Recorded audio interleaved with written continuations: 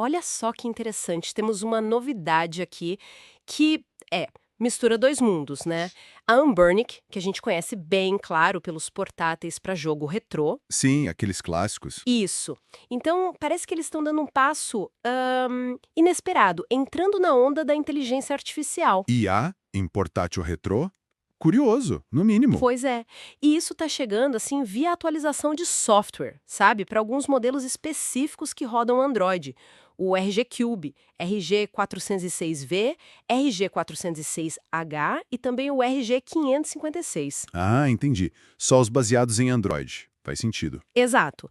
E eles estão chamando isso de Unburnic AI. Pelo que eu vi assim nas fontes, parece que inclui um chatbot para tirar dúvidas. Um chatbot.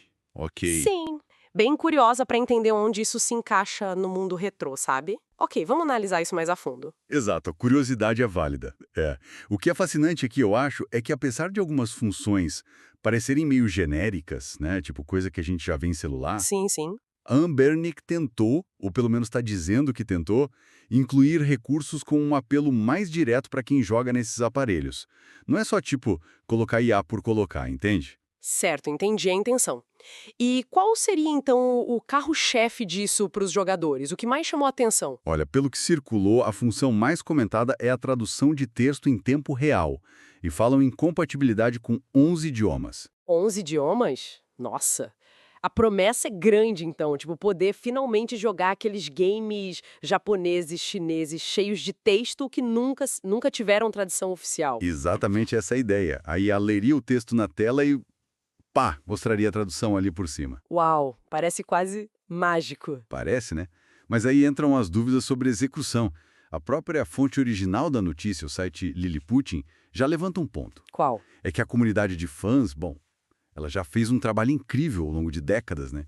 Traduzindo muito, mas muito jogo antigo. Verdade, as fan translations são um marco. Pois é. E muitas vezes com uma qualidade, uma adaptação cultural que, sejamos sinceros, uma IA talvez demore para alcançar. E tem mais. O vídeo que eles mostraram Sim. mostra o texto traduzido sobreposto ao original. Não substitui. Isso pode poluir bastante a tela, sabe? Ah, entendi. Fica um texto em cima do outro. Isso. Imagina num RPG tático, cheio de menu, diálogo. Pode virar uma bagunça visual. Nossa, consigo imaginar. Realmente a sobreposição pode ser um problema sério de usabilidade, mas e as outras funções de IA? Você mencionou o chatbot, para dar dicas. Isso, mencionaram isso também.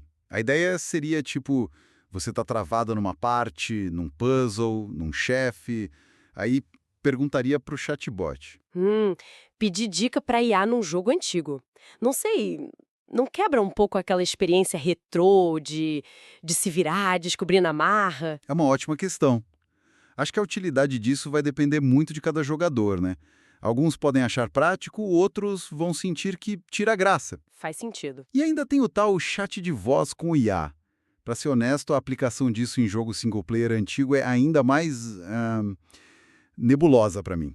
Talvez comando de voz. O artigo não detalha. É, fica vago mesmo. E a reação da comunidade, claro, reflete essa ambiguidade toda. Lendo os comentários lá no artigo original. O que o pessoal tá dizendo? Tem gente achando a ideia da tradução por IA genial, principalmente pensando naqueles jogos que realmente nunca foram tocados por fãs, sabe?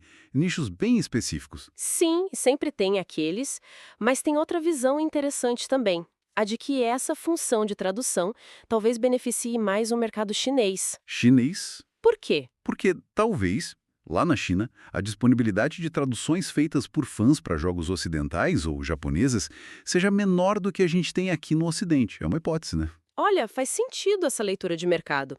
Mas voltando aos nichos aqui. Mesmo no Ocidente, a gente sabe que existem aqueles jogos super específicos, tipo alguns Super Robo Wars da vida, que são quase livros interativos. Sim, texto pra caramba. Ou aquelas visual novels bem antigonas que nunca saíram do Japão. Para esses casos, mesmo uma tradução meio quebra-galho da IA não seria, assim, melhor do que nada. Com certeza. Para esses nichos muito específicos, poderia sim ser um diferencial. A questão é, esse público de nicho é grande o bastante para justificar um investimento da Ambernit? E mais importante, para realmente impulsionar as vendas desses portáteis só por causa dessa função de IA? É uma aposta, então. Totalmente. E aí a gente chega num ponto crucial, que o artigo, bom, ele simplesmente não responde. Isso levanta uma questão importante. Que é? Onde essa mágica toda da IA acontece? O processamento é local, ali no chip do portátil mesmo? Ou tudo depende de uma conexão constante com a internet para falar com servidores na nuvem? Nossa, isso muda tudo. Porque se for local, o aparelho precisa ser mais potente, né? Pode afetar preço, bateria, talvez até o desempenho da própria emulação. Exato. E outro lado, se depender da nuvem, aí complica o uso offline, né? Que é justamente uma das grandes graças desses portáteis. Jogar em qualquer lugar sem depender de Wi-Fi. Precisamente, limita demais o uso principal. E levanta a outras questões, tipo privacidade. Para onde vão esses dados de jogo, de voz, se usar o chat de voz? Boa pergunta. E quem paga a conta para manter esses servidores de IA funcionando no longo prazo? Vai ser a Ambernic? Vai ter alguma assinatura escondida? São muitas perguntas sem resposta ainda. Então, tá. Para a gente tentar amarrar isso, o que tudo isso significa? Basicamente, a Ambernic está experimentando, né? Tentando adicionar valor aos seus portáteis com a tecnologia da moda, a IA. É uma tentativa de se diferenciar, talvez. Isso. A tradução em tempo real parece ser a aposta mais concreta para os jogadores. Mas a utilidade real disso, considerando as fan translations e essas incertezas técnicas todas, ainda é uma grande incógnita. Exato. O ponto central parece ser, isso é um valor agregado genuíno ou é mais marketing para surfar a onda da IA? É um ótimo resumo. A gente está vendo a IA se espalhando por todo tipo de aparelho, né? E esse é um exemplo claro de como ela tenta achar um lugar num nicho bem específico, o dos jogos retrô. O desafio é fazer isso de um jeito que realmente melhore a experiência do jogador. Que agregue de verdade. Isso.